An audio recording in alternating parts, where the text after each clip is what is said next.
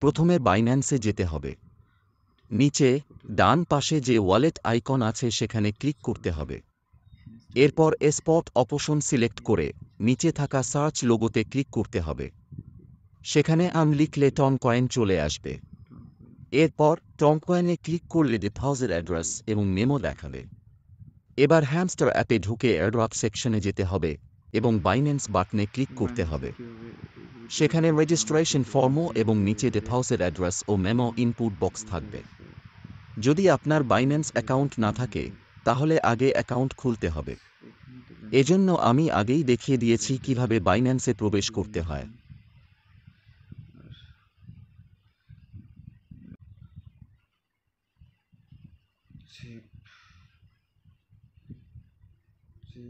যে বাইন্যান্স হয়ে গেছে।